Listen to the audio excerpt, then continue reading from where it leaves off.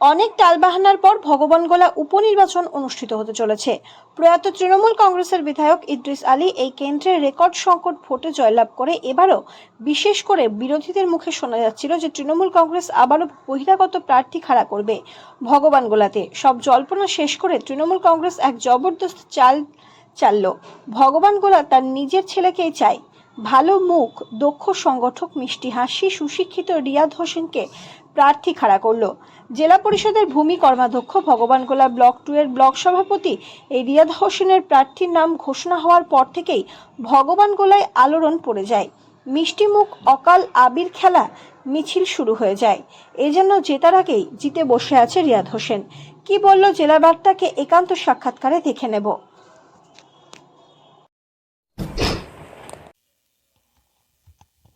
রিয়াদ, ভগবানগোলার উপনির্বাচনী প্রার্থী হঠাৎ নাম প্রস্তাবের পর তোমার কেমন লাগলো? খুবই আনন্দের বিষয় এবং আবেগঘন একটা সিচুয়েশন। দিদি এবং আমাদের সেনাপতি উভয়ই ভগবানগোলা মানুষের একদম গ্রাসরুটের যারা জনসাধারণ আছে প্রত্যেকেরই আবেদন ছিল যাতে একটা ঘরোয়া প্রার্থী হয়, সেই বিষয়ে আবেদনে সাড়া দিয়েছেন এবং সবাই মানুষ খুব উৎফুল্লিত, জনসাধারণ একদম খুবই আনন্দিত এবং তারা খুব স্বতঃস্ফূর্তভাবে কিন্তু এই জিনিসটা সাড়া দিচ্ছে।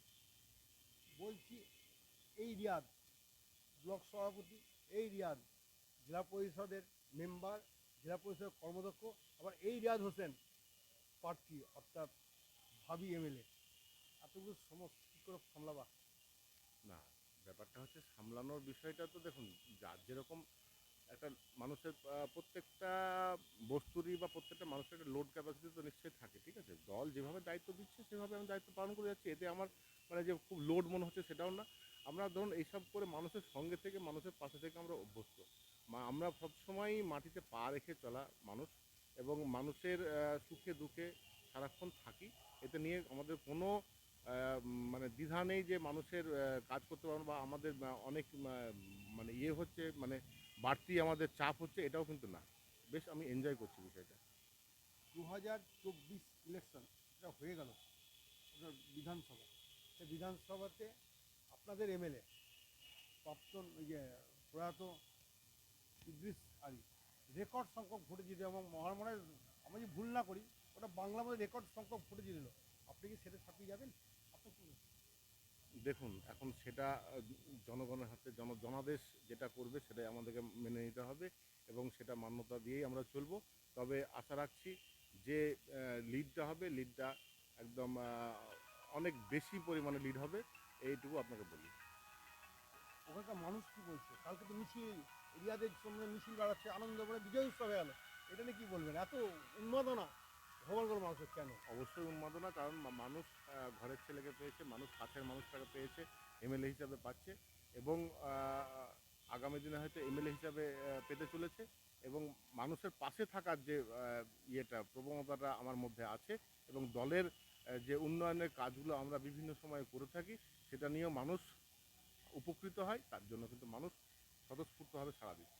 ওখানে কংগ্রেস সিপিএমের একটা অলিখিত জোট হচ্ছে বা লিখিত জোটই হচ্ছে, তার বিরুদ্ধে একা তৃণমূল কংগ্রেসের প্রার্থী আপনি কতটা আশাবাদী? দেখুন, জোট নিয়ে আমার কোনো সংশয় নেই। অলরেডি দেখুন, ওরা জোটের কোনো ঘুঁট অলরেডি বেঁধে গেছে এবং জোট আদৌ কি হবে কি হবে না সেই বিষয়টা আমাদের দেখার বিষয় না। তবে মানুষ আমাদের পাশে আছে। এখনো পর্যন্ত ওরা এখনো পর্যন্ত কোনো মুখ ওরা সামনে নিয়ে আসতে পারেনি, সে সিপিআইএম হোক আর কংগ্রেস হোক, যে কে ওদের প্রার্থী। এবার ভোটে আপনার মেন কি ইস্যু কী হবে? লক্ষ্মী ভাণ্ডার, না মানুষের কাজ, না মমতা ব্যানার্জি আর অভিষেক ব্যানার্জির উন্নয়ন, কোনটা নিয়ে মানুষের কাছে যাবেন আপনি? দেখুন, সব কিছুই মিলেমিশে আছে। যেমন লক্ষ্মী ভাণ্ডারও আছে, স্বাস্থ্যসাথীও আছে, কন্যাশ্রীও আছে, বিভিন্ন প্রকল্প যেমন আছে। উন্নয়নের সাথে উন্নয়নকে আমরা হাতিয়ার করে নিয়ে যাব এবং যে সমস্ত কাজ এখনও পর্যন্ত আমাদের বাকি আছে সে সমস্ত কাজগুলো আমরা সমাপ্ত করব, এই আমরা আশা আকাঙ্ক্ষা রাখছি। ধন্যবাদ ভাই।